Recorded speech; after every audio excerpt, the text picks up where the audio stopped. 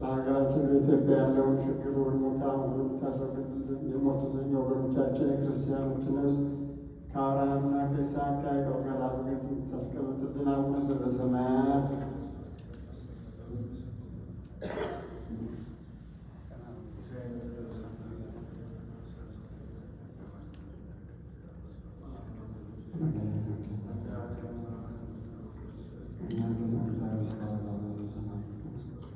እዚህ ነው አምላክ ነውና ኢየሱስ ጋር ሊቀቃና ስርዓት ያለ መሳሰያ በሳት ወቃት መሳሰ ዋው ዘታላው ማለት በዛን መንፈስ ቅዱስ በደሙ ንጹህ ዘስርዓት ያዛለም ይስለከዋን ያተዘገበከው መስከም እስከዚህ አበው ካህናት ነው ዲያቆናት አግርታና በስመከው በስመከው ኮንሶዋኖ ሰዋነ የደሰይኒ ለሰኩም ብለዋን በመንግስተ ሰማያት ወነሰዋነ ማዳስ ጆማ አረክና አስራውለ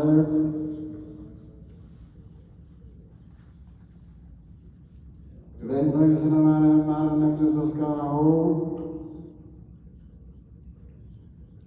በአዴዮ በነቢይ በገቢር ስራ የማይሰራላት እግዚአብሔር ፍታ ሰላም ለችን ተነሳይክለች ማርያም እናሰረቋቸው አምራክ ላይ ሰነች በእንታና ምክያጭናዎችን ያለርኛው ነገራት የጸረፈ ስለ ማርያም ድንግል ወላዲተ አምላክ ታቢዮ ነፍሴ ለእግዚአብሔር ስታሰብ ነፍሴ ላላቸው መድኃኒት መድኃኒት አላማቱ ነው ጊዜ ሲያስተሰሱን ሁሉ ትውልድ ማገበለች አይላ በያዘው ቅዱስ ስሞስ አይን ወይነስ ወለተ ወልደ ለይበርህቆ ገብረ ኃይለ በመስራት ወዘረው ለአቢው ለለበሞ ዘተው ናጀላና አርተሆሙ አይ በሆሙ ለተናቅሙ በከቱ ለርፋን ለፈኖምራቁ ለቁራን ዘቆል ዛሬ በሆሙ ተዘከረ ሳለ ዘገሙና ወይን አብርሃም ወዘረስ ከላለ ወዳጅ ያለ ዝናራም ንግባት አምላክ ይፈታል ተቀዳሚ ሰናል ነጽይ ፈርቶ ቅዱስ በቅዱስ አባቶ ለዚህ በረሃ ወሁሉ ህዝብ ሲሰጥ ኢየሱስ ላይ ጻፈ ሙሳ አይለ ቅዱስ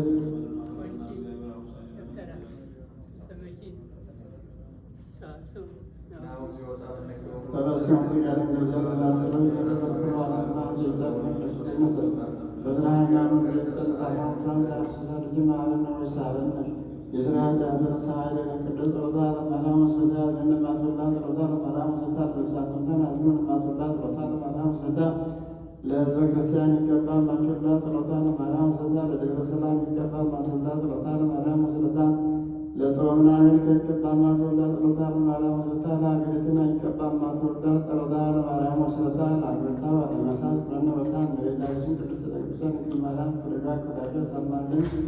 ጸሎታችን የሁላችን አስተቆታችን ይቀበልልን። ጌታችን ኢየሱስ ክርስቶስ በሀገራችን ያለውን መከራ ሁሉ ችግሩ ሁሉ ጦርነቱ ማፈናቀሉ ሁሉ አንተ በምሕረትህ አስወግድልን። በግፍ የተገደሉትን ወገኖቻችንን ክርስቲያን ከአብርሃም ከይስሐቅ ከያዕቆብ ጋር በገነት አስቀምጥልን። አቡነ ዘበሰማያት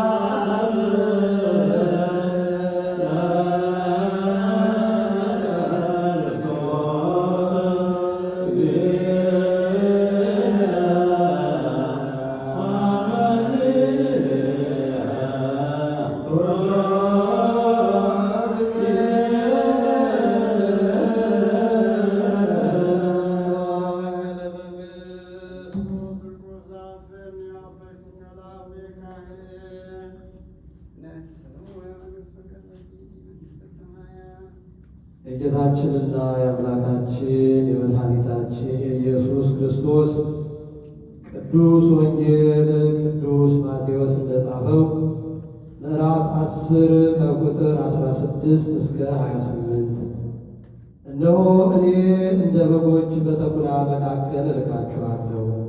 እንግዲህ እንደ እባብ ብልሆች እንደ ርግብም የዋሆች ሁኑ።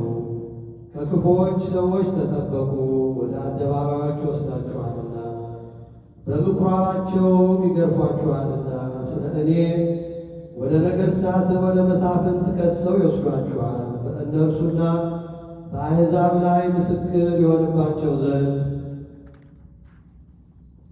ከሰው በወሰዷችሁ ጊዜ የምትሉትንና የምትናገሩትን አታስቡ።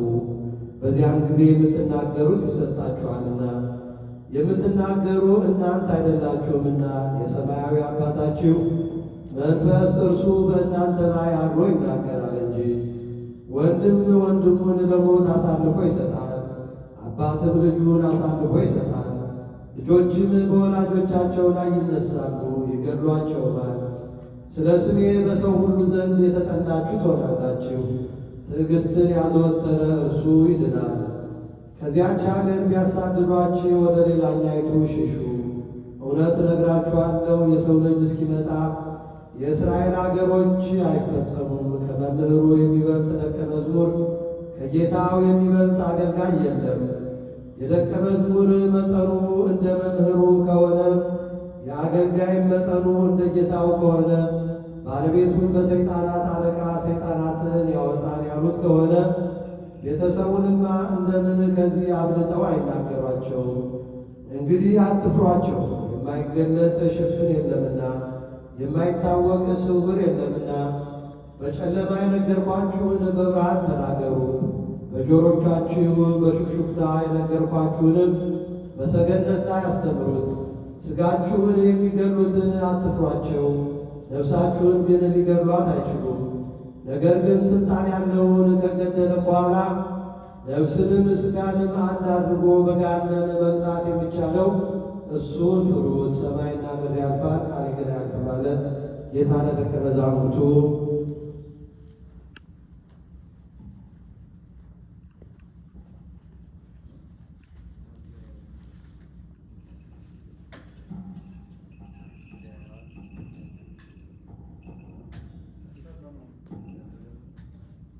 Amen.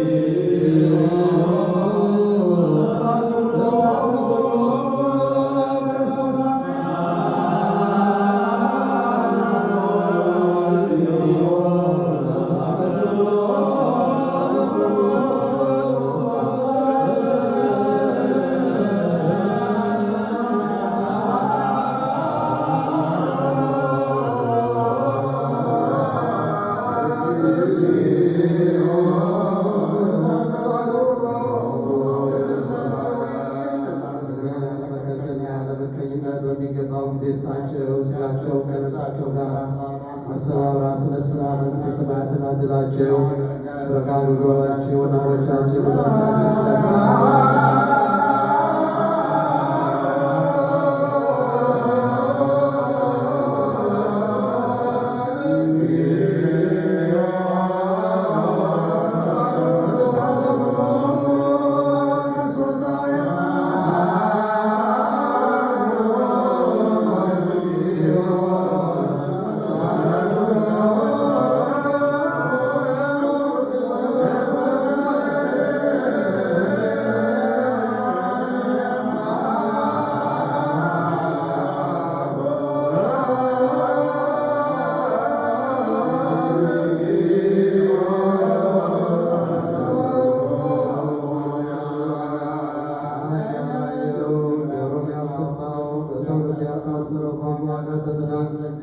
እግዚአብሔር ለሚወዱ ሁሉ እንዳዘጋጀላቸው መጠን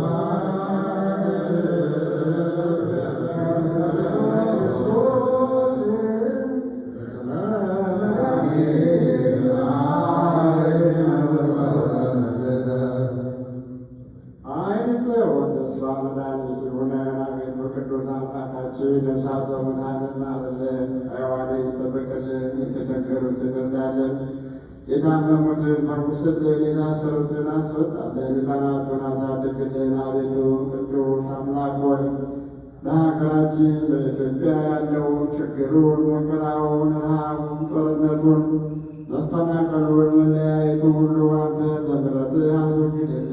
ይህንን ያለንበትን ሀገር አረጋጋልን። ለዓለሙ ሁሉ ሰላምን፣ ፍቅርን፣ አንድነትን አድልልን። በሀገራችን በኢትዮጵያ በተለይ በዚህ ሰሞን በጅምላ የተገደሉትን የክርስቲያን ወገኖቻችንን ነፍሳት ከአብርሃምና ከይስሐቅ ከያዕቆብ ጋር በገነት አስቀምጥልን። አቡነ ዘበሰማያት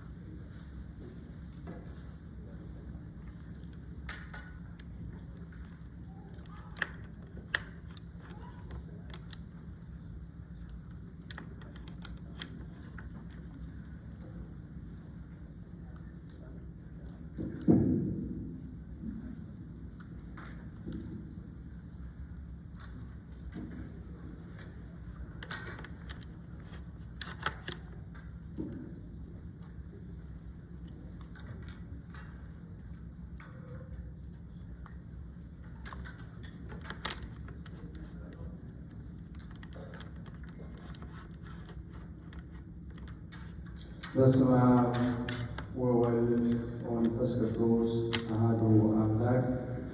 የተከበሩ አባታችን ካህናት መጠኑ፣ የዚህ ደብር አስተዳዳሪ፣ እግዚአብሔር ሕዝቡን የሚያይባቸው የሚጠብቅባቸው አዕይንተ እግዚአብሔር አበው ካህናት፣ ለተልእኮ የተጠራቸው ወንድሞች ዲያቆናት፣ በዚህ ዕለት ሐዘናችሁንን በጋራ በቤተ ክርስቲያን በእግዚአብሔር ፊት እንገልጥ ዘንድ ልባችሁን ያነሳሳችሁ ወደዚህ ለሐዘን የወገኖቻችንን ሐዘን ለመካፈል የተገኛችሁ ምዕመናንና ምዕመናት ሁላችሁም በወደደንና ባፈቀረን የቸርነቱን ሥራ ሁሉ በሰራልን በልዑል አምላካችን እግዚአብሔር ፍጹም መንፈሳዊ ሰላምታ እንደምናመሻችሁ፣ ከሰማይ ርቆ ከምድር መዓቱን አርቆ ሳይገባን እንደ ምሕረቱና እንደ ቸርነቱ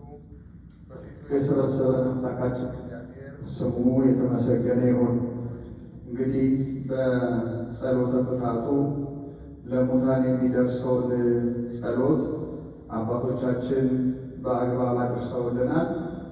የዚህ መርሐ ግብር ዋና ዓላማውም አንደኛ ቤተ ክርስቲያን ማለት አካለ ክርስቶስ ማለት ነው። አካለ ክርስቶስ ማለት ነው። በየትኛውም መልኩ በሰውነት አካላቶቻችን ትንሽ ናቸው የምንላቸውን አካል ስንነካ መላ ሰውነት ይነካል። ለምሳሌ በጣም ትንሽ ናት ብለን የምናስበው ጠጉራችንን አንዷን ጠጉር ለመንቀል ታገሉ። አንዷን ጠጉር ለመንቀል ስንታገል መላ ሰውነት ምን ያደርጋል? መላ ሰውነት ህመም ይሰማዋል። በጣም ጥቂት የሆነች ጉድፍ ወደ ዓይናችን ስትገባ ሁሉም አካላት ምን ይሆናሉ? ዓይንን ለማዳን ወይም በዓይን የገባውን ለማውጣት አካላት ሁሉ ይረባረባሉ። ዓይን ነው የተነካው ብሎ ጆሮ የራስ ጉዳይ አይልም፣ እጅም እንደዛው አይልም። ቤተ ክርስቲያን አካለ ክርስቶስ ናት። እንኳን በኢትዮጵያ እንኳን በሀገራችን ሆኖ በኦርቶዶክስ ተዋሕዶ የሚያምን ሁሉ አንድ የክርስቶስ አካል ነው። ስለዚህ እነዛን አካላቶቻችንን እናስባቸዋለን። በእነሱ የተደረገ ግፍ በማን የተደረገ ነው? በማን የተደረገ ነው? በእኛ የተደረገ ነው። በእኛ የተደረገ ነው። ቅድም በጸሎተ ፍትሐቱ ላይ በተነበበው ምንባብ እነሆ እኔ እንደ በጎች በተኩላዎች መካከል ልካችኋለሁ፣ ስለዚህ እንደ እባብ ልባሞች እንደ ርግብ የዋሆች ሁኑ፣ ነገር ግን ወደ ሸንጎ አሳልፈው ይሰጧችኋል፣ በምኩራቦቻቸው ይገፏችኋል፣ ከሰዎች ተጠበቁ፣ ከእነርሱና ለአሕዛብ ምስክር እንዲሆን ወደ እኔ ስለ እኔ ወደ ገዢዎች ወደ ነገሥታትም ትወሰዳላችሁ ብሎ ጌታ አስቀድሞ ደቀ መዛሙርቱ የሚሄዱበትን መንገድ ነግሯቸዋል። ይሄ ዓለም ተኩላ ዓለም ነው። ነጥቆ የሚበላ ነው። አድብቶ የሚበላ ነው። እናንተ ግን በተኩላዎች መካከል እንደ በጎች እልካችኋለሁ አለ። የምንኖረው እንዲህ በሚነጥቀን ዓለም ውስጥ ነው። እንዳንነጠቅ ደግሞ በጣም ይገርማል። እንዳንነጠቅ ተኩላ አመጣጡን የሚያውቅ እረኛ ደግሞ ምን ይላል? ይሰጣል። የእረኛው ድክመት ግን ምን ያስበለዋል? ማን ያስበለዋል? መንጋውን ያስበለዋል። እግዚአብሔር የሞቱትን ወገኖቻቸውን ነፍሳቸውን ይማረክልን። ሰማዕታት ናቸው። በረከታቸው ይድረሰን። ያቺ ለሞት በተቃረቡባት ያቺ ሰዓት፣ እሳት በሚቃጠሉባት ያቺ ሰዓት፣ ስለ ጥላቸው ላይ በሚያልፍበት የነበረውን ሰቆቃ አስቡ። ያ የቤተ ክርስቲያን መከራ ነው። የቤተ ክርስቲያን ስቃይ ነው። የኔና የእናንተ ሕመም ነው። ይህንን ለመግቢያ ካልኩኝ በተወሰነ መልኩ የሆነውን ነገር እንድንረዳ ማለት ነው። የሆነውን ነገር እንድንረዳ ለማስገንዘብ ያህል ነው። በኦሮሚያ ክልል በምስራቅ አርሲ ሀገረ ስብከት የኦርቶዶክሳውያን እልቂት መታሰቢያ ነው ዛሬ ያደረግነው። ምንድን ነው የሆነው የሚለውን ነገር ለማየት ነቢዩ ሕዝቅኤል ሲናገር የእግዚአብሔር ቃል እንዲህ ሲል መጣ ይላል። ቃሉን የመጣው የሰው ልጆች ትንቢት ተናገር፣ በእስራኤል እረኞች ላይ ትንቢት ተናገራል። በእስራኤል እረኞች ላይ እረኞችንም እንዲህ በላቸው፣ ጌታ በእግዚአብሔር እንዲህ ይላል፣ ራሳቸውን ለሚያሰማሩ ለእስራኤል እረኞች ወዮላቸው። እረኞች በጎችን ያሰማሩ ዘንድ አይገባቸውምን? መልእክቱ ለማን ነው? ለእስራኤል እረኞች በጎቹን ማሰማራት አይገባቸውምን? ጮማውን ትበላላችሁ፣ ጠጉሩን ትለብሳላችሁ፣ የወፈሩትን ታርዳላችሁ፣ በጎቹን ግን አታሰማሩ። የደከመውን አላጸናችሁም፣ የታመመውን አላከማችሁም፣ የተሰበረውን አልጠገናችሁትም፣ የባዘነውን አልመለሳችሁትም፣ የጠፋውን አልፈለጋችሁትም። በኃይልና በጭቆና ገዛችኋቸው። እረኞችንም በማጣት ተበተኑ፣ ለምድር አራዊት ሁሉ መብል ሆኑ፣ ተበተኑ። በጎቼ በተራሮች ሁሉና በረዘሙ ኮረብታዎች ሁሉ ተቅበዝበዘዋል። በጎችን በምድር ሁሉ ፊት ላይ ተበትነዋል፣ የሚሻም የሚፈልግም አልነበረም ይላል። በኮቦር ወንዝ ላይ ሕዝቅኤል ያየው ራእይ ነው። ተመልከቱ የዘመኑ ግጻት ከጌታ መምጣት አስቀድሞ በፊት 800-900 ዓመት በፊት የነበረ ነቢይ ነው። ይህ ትንቢት ግን ለየትኞቹ እረኞችም ሰራ? ለየትኞቹ እረኞችም ሰራ? አሁን ላለነው እረኞችንም ይሰራል ወይም ይነግረናል ማለት ነው። ይሄ ግድያ፣ ይሄ እልቂት፣ ይሄ ሰማዕትነት በክስተቱ አዲስ አይደለም። በክስተቱ አዲስ አይደለም። በእየዕለቱ ሲከሰት ወይም ስንሰማ እንደ አዲስ ሕሊናችንን ስለሚቆረቁረው ነው። በተለይ ደግሞ ላለፉት 7 ዓመታት አንድም ቀን አንድም ሰዓት ከሞትና ከስቃይ ቤተ ክርስቲያን ያላረፈችበት ግን እረኛው አሁንም ምን ያላለበት ያልነቃበት ይገርመኛል። ሁላችሁም ወይ ከብቶች አግዳችኋል ወይም ለግብርናው ቅርብ ናቸው። የሚገርመው መንጎች ጋጣ ውስጥ ሆነው በረት ውስጥ ሆነው አውሬ መቅረቡን በትንፋሻቸው ያውቁታል። ምንም ነገር ሳይሰው ያውቁታል። ይሸበራሉ፣ ድምፅ ያሰማሉ፣ ለመሮጥ ይዳዳሉ። እረኛ ከዚህ በላይ ነው። ወደ መንጎቹ የሚቀርበው ሁሉ ያደርጋል። ማወቅ አለበት፣ ማወቅ አለበት። አንድ ገበሬ እርሻውን እንደሚንከባከበው ማለት ነው። ምስራቅ አርሲ ለምንድን ነው ይሄ የበዛው ካል ለረጅም ዓመት በኢትዮጵያ ውስጥ የአክራሪ እስልምና መፈልፈያ ቦታ ሆኖ ቀርቦ እንድታውቁ ግንዛቤ እንዲኖረን ባይጭሩ እንጂ ይሄ በጣም ሰፊ ብናደርገው ብዙ ነው። ውስጠ ምስጢሩ ግን ምንድን ነው እየሆነ እያለ የሚለው ግርታ እንዳይፈጠርብን በተወሰነ መልኩ እንድናውቅ በግልጽ የሚታወቀው ረጅም ጊዜ ያስተውላችሁት እንደሆነ ምዕራብ አርሲ ነበረ። ምዕራብ አርሲ ማለት ሻሸመኔ፣ ዶዶላ፣ አዳባ እነዚህ አካባቢዎች ናቸው። አሁን ያ ደግሞ ከሆነ ዓመት በኋላ ምን ያለ አይሰማም። ለምንድን ነው ከምዕራብ አርሲ ወደ ምስራቅ አርሲ ሄደው? ምዕራብ አርሲ የነበረው በጠቅላላ ተነቅሎ ወጥቷል ከቦታው ውጭ። አያቸው። አሁን ያንን አካባቢ ማጽዳት የሚሉትን በመግደልም በማሳደድም የኖሩበት የተወለዱበትን ቀይ ነቅለው ወደ ሄደዋል፣ ወደ ሌላ ስፍራ ሄደዋል። እንተርፍበታለን ወዳሉ እነ ሻሸመኔ ተመልከቱ። የመጨረሻ የነበረው ሻሸመኔ ሌላው ማለት በብዙ ሺህ የሚቆጠሩ ሰዎች ለቀዋል። እኔ ማጣቸውን ካህናት ሌሎችንም ስደውል እንደው ለዶዶላ አካባቢ እንዲነው እኛ ቆየ ከዶዶላ ቆወጣል ሌላ ገር ያለ ነው። ሰው ሁሉ ምንዋል። አሁን ቤተክርስቲያን ምን እየሆነች ነው የምትሄደው? በአቅምም በብዙ ነገር ባዶ እየሆነ ትመጣለች ማለት ነው። ከ2010 በኢትዮጵያ አቆጣጠር በፊት በተወሰነ እነዚህ አካባቢዎች ምዕራብን ምስራቅ ማድረግ በተወሰነ መልኩ ሲነሱ ቁጥጥር ይደረግባቸዋል። የአካባቢው ፖሊስም መከላከያም ችግሩ ከተፈጠረ በኋላ ወዲያው ቁጥጥር ያደርጉባቸዋል። በህወሓት ዘመን የነበረው ነው ብላቸው። ከዚያ ባሻገር እነሱም ስላሉ ህዝቡ ደግሞ በድፍረት የመከላከል አቅም ነበረው።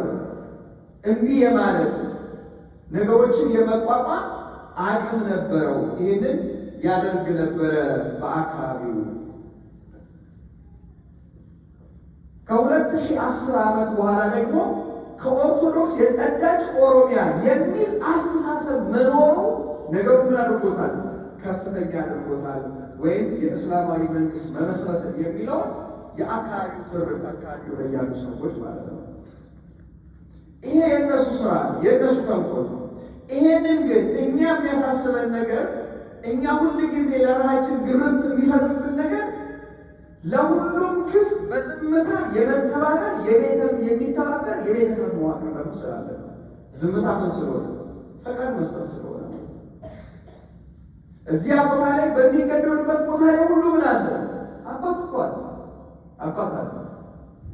ነገር ግን ግድያውን፣ ሞቱን፣ እልቂቱን በዝምታ የሚያልፍና የሚተባበር አካባቢው ላይ አክራሪዎች በጣም ተደራጅተዋል።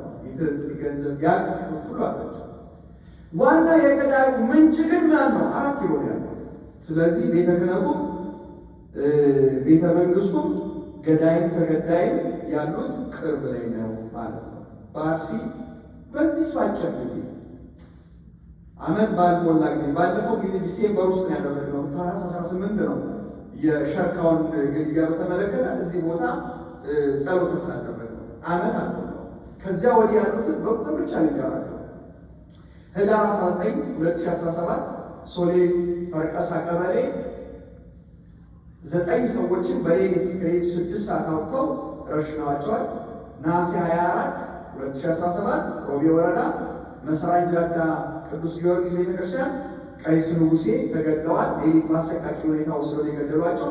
መስከረም 5 ዘንድሮ 2018 በሮቤ ወረዳ እንዳቶ 01 ቀበሌ ላይ ከሌሊቱ 5 ሰዓት ላይ የ65 ዓመት አዛውንትና የ2 ልጆች እናትን አውጥተው ገድለዋቸዋል። ጥቅምት 13 የቅርቡ ነው 2018 ጉና ወረዳ ኖኖ ጃዊ ወረዳ 14 ሰዎች ከሌሊቱ 6 ሰዓት ላይ በተኙበት ከቤት አውጥተው ነው የገደሏቸው። 6ቱ ከመገደላቸው በፊት አፍታፍነው የተወሰዱ ሰዎች ናቸው። በእነዚህ መሃል ነው ከ2 ዓመት እስከ 76 ዓመት አዛውንት የነበሩበት ግድያ የተካሄደው ማለት ነው። እንግዲህ እነዚህ የምታዩቸው በምስሉ ላይ ለማሳየት የተሞከረው እነዚህ የሰሞኑ የግድያ የተረፉ ህፃናቶች ናቸው። ያሉበት ሁኔታ በየቀኑ ስትሰሙ የሚያሰቅቅ ነው። ሴቷ አዳማ ሆስፒታል ተኝታለች። ይሄኛው ቁስል ከዳነ በኋላ ትከሻ ላይ ያለ ቁስል ከዳነ በኋላ ከዛ በኋላ ፍራክቸር ስላለ ወይም ስብራት ስላለ ወደዛ ሄዳል። ስብራቱ መጀመሪያ ቁስሉ ካልተሰራ ስብራቱ መሰራት ስለማይቻል ነው። ህፃኑ አንድ እግሩ አምፑቴት ይደረጋል። ምናልባት ዛሬ ወይም ነገር ዛሬ የተሰራ ይመስለኛል። አንድ እግሩ ይቆረጣል። የ4 ዓመት ህፃን ልጅ ነው። በጣም ያሳዝናል። አዳማ ሆስፒታል ስላልተቻለ ወደ ኦርቶፔዲክስ ወዳለበት ወደ ወላይታ የተወሰደው ነው። ሌላው ጥቅምት 17 2018 ሻርካ ወረዳ ላይ ሌላ ዘንባባ ቀበሌ ቅድስት አርሴማ ኦርቶዶክሳን በሌሊት ከቤት አውጥቶ በአሰቃቂ ሁኔታ ተገድለዋል። 4ቱ እንደተወሰዱ ናቸው። የተረሸኑት ስማቸውም ይታወቃል። ጥቅምት 24 እንዲሁም 5 ምዕመናን በቅርቡ ከወዲሁ ደግሞ 24 ዛሬ ስንት ነው? 24 ቀን በፊት ማለት ነው የእርሻ ስራቸውን አጠናቀው ምሳ እየበሉ ሳሉ ተኩስ ከፍተውባቸው የገደሏቸው 3 ሰዎችን አግተው ወስደዋቸዋል። ቀብራቸው አቦምሳ መድኃኔዓለም ነው ታብትሎ ጋሮ አካባቢ ያለው እዛ ነው የተገደሉት። በማግስቱ ጥቅምት 25 ላይ ሁለት ወረዳ ጋሮ ቀበሌ ደግሞ ባልና አንድ ወንድና አንድ ሴት ባልና ሚስት በእሳት ተቃጥለዋል። እነዚህ ህፃናቱ ናቸው። ይሄ የቀብር ስነ ስርዓቱ ነው። ይሄ የሰማዕታቱ በየጊዜው የከፈሉት ዋጋ የቀብር ስነ ስርዓታቸው ነው። እንግዲህ ተመልከቱ፣ በየቀኑ የምናሳልፈው በቅርቡ ደግሞ የምናውቀው የዝቋላ ደብረ ከዋክብት አቡነ ገብረ መንፈስ ቅዱስ፣ እነዚህም ደግሞ እንዲሁ አርሲ ውስጥ ካህናቶች ናቸው። እነዚህ በሌሊት ወስደው የገደሏቸው የ65 ዓመት አዛውንትና የ5 ልጆች እናት በታጣቂዎች እየተገደሉ ናቸው። ክርስቲያኖች እንደዚህ በየዕለት መስቀላቸውን እየተሸከሙ መከራቸውን ያያሉ። በድንጋይ ተወግረው ሞቱ፣ ተፈተኑ፣ በመጋዝ ተሰነጠቁ፣ በዘይፍ ተገድለው ሞቱ። ሁሉን እያጡ መከራን እየተቀበሉ እየተጨነቁ የበግና የፍየል ሌጦ ለብሰው ዞሩ ብሎ ቅዱስ ጳውሎስ በዕብራውያን መልእክቱ የነገረን ነው። አሁን የእኛ ጥያቄ እኛም ያለንበት የሚያስደርገን ነገር የእነሱ ብቻ አይደለም። እነሱ ስራቸውን ይሰራሉ። ሲኖዶሱ ቤተ ክህነት ምን እየሰራ ነው? እረኞቹ ምን እየሰሩ ነው? የሚያሳስበን ልንጠይቅ የሚገባን ምንድን ነው? ታውቃላችሁ፣ በዚህ ሁሉ መከራ ውስጥ ስናልፍ ኦሮሞን እናገለግላለን ብለው የተሾሙት ናቸው። አሁን ኦሮሚያም ሁሉ ብለው ኦሮሚያ ሊገሉም እያገለገሉም አይደለም። የእኛ አባቶች ምን እየሰሩ ነው? ኮሪደር ይጎበኛሉ፣ ገዳይን ካባ ይሸልማሉ፣ ኮሪደር ልማት ያደንቃሉ፣ ሀገረ ስብከት ይከፋፈላሉ፣ መንበር ያመቻቻሉ፣ ህንፃ ይመረቃሉ፣ በዓል ያደንቃሉ። ሞታችንን በስብከት ማድመቂያ በማድረግ ያደነዝዙናል። የእኛ መከራ የሚመነጨው ከቤታችን ጭምር ስለሆነ ነው። አያችሁ፣ እኛ እንደው ከሌላ በትልቋ ቤተ ክርስቲያን ከፈል አድርገን የራሳችን ሀገረ ስብከት እንኳን ስናየው አንድ ትንሽ አድራሻው እንኳን የት ሊሄድ እንደማይችል የማይታወቅ በጣሽ ወረቀት በዚህ ጸሎት ፍታት አድርጉ ማለት መፍትሄ ሊሆን ይችላል። አንደኛ ቢሆን በዋሽንግተንና ዲሲ አካባቢው ሀገረ ስብከት ያሉ ካህናትና ምዕመናን በዚህ ቀን በዚህ ቦታ በጋራ ሀዘናችን እንግለጽ አይደለም። ሊቀ ጳጳሱ ባሉበት፣ ስራ አስኪያጁ ባለበት፣ ሁሉም ባሉበት ሀዘናችንን አባት ሲኖር የሚሰማንን ስሜት ተመልከቱት። እረኛ ሲኖር የሚሰማንን ስሜት ተመልከቱት። ለማዘን ጌታችን ኢየሱስ ክርስቶስ ያን የተራበ ሕዝብ ሲያየው አለ ሕዝቡን አይቶ አዘነላቸው ይላል። አዘነላቸው። ቢያንስ በጋራ ማዘንን እንኳን ያጣንበት ጊዜ እንደሆነ አስባለን። ቀጣዩ ምን እያደረጉ ናቸው እነዚህ? ምን እያደረጉ ይሄንን በጣም ልናስብ ያስፈልጋል። አንደኛዋ ኦቨን ውስጥ ነው ያለችው፣ ሌሎቹ ውጭ ሆነው ምንድን ነው ተመከሩት። እንዲህ አይነት ስሜት የላችሁ? እንዲህ አይነት ስሜት አለ፣ ግን መፍትሄ ስለሌለው አይደለም ይሄ የተፈጠረው። የመጀመሪያው ነገር የክርስቲያኑ ትልቁ ጉልበታችን ጸሎት ነው። ጉልበታችን ጸሎት ትልቅ ነገር ያደርጋል። ጸሎት ይቀይራል፣ መልስ አለው። ስለዚህ በግልም በጋራ ስንሆን አጥብቆ መጸለይ ፈታት የሚያስፈልገው ለስርዓት አይደለም። በጋራ እንድናዝን፣ በጋራ እግዚኦ እንድንል፣ በጋራ ማረን እንድንል፣ ወገኖቻችን ማራቸው እንድንል ነው። ሌላው አባቶቻችንን በሁሉም አጋጣሚ መጠየቅን መልመድ ይኖርባቸዋል። የምንችለውን ደግሞ መስራት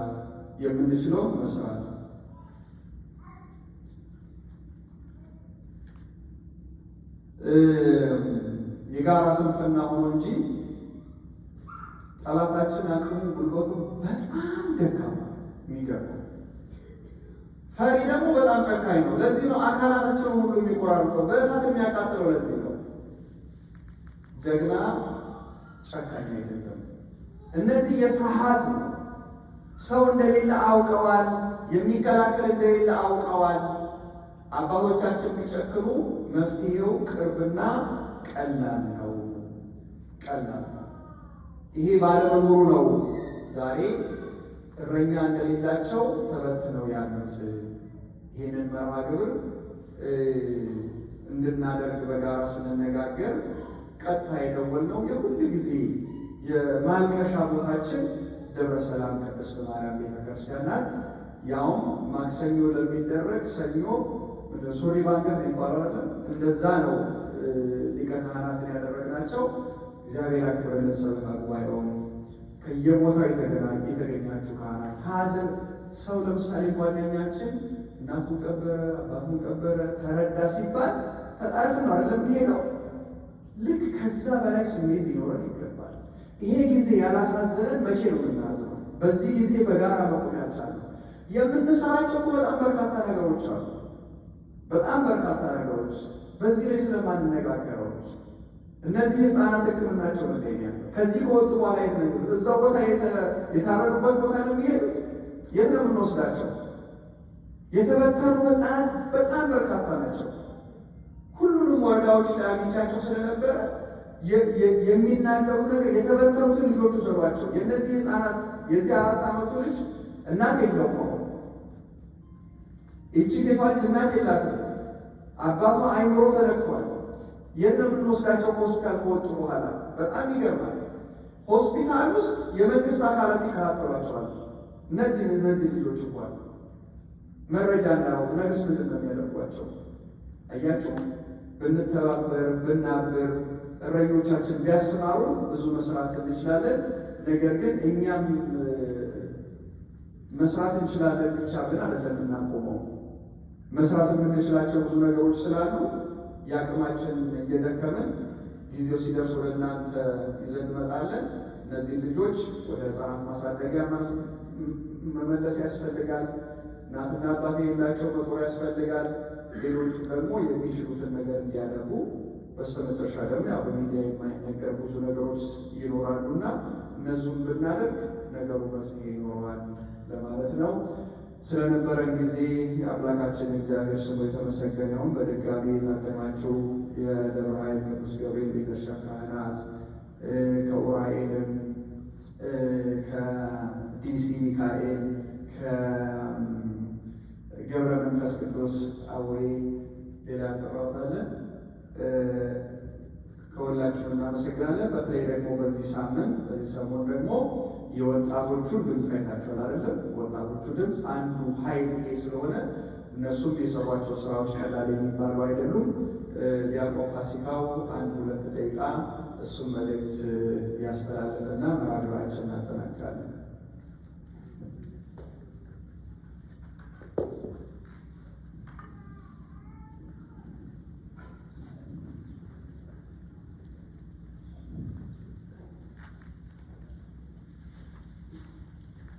እንዴት አመሻችሁ? አምላካችን እግዚአብሔር ስሙ የተመሰገነ ይሁን። ሁሉም ተብሏል። ያው እንደሚሉት ብዙ ቢያወሩ ይዘናጉ፣ ብዙ ጌታችሁ ይስላችሁ ይላሉ። አሁን ያለንበት ዘመን የምናወራበት አይደለም። እዚህ ቁጭ ብለን እንኳን አንድ የሚያለቅስ ሰው የለም። ይህን ፎቶ እያየን ይህንም እያየን የሚያምነው ሰው የለም። ድንዝዝ ብለናል እና ጆሮ ያላችሁ ሰዎች ስሙ፣ እንስማ። ቤተክርስቲያናችን ለሆነ ዘመን ማሻገር የምትፈልጉ ከሆነ ወይም ደግሞ ትናንት ሩቅ አይደለም ጅግጅጋን ማሰብ ቤተልሔም ውስጥ ያነገዱትን ካህን እኔ አንድ ቪዲዮ እንዲሁ ቢፈቀድ ባሳያችሁ ደስ ይለኝ ነበር። ለአስተባባሪ ኮሚቴ የሚደርሰን መከራ በቁሙ እያነደዱት ቪዲዮ ይልኩልን አለኛል። አሁን ነው የምላችሁ። ዛሬ ወደዚህ የመጣው ወደ ዲሲ 9 ሰዎችን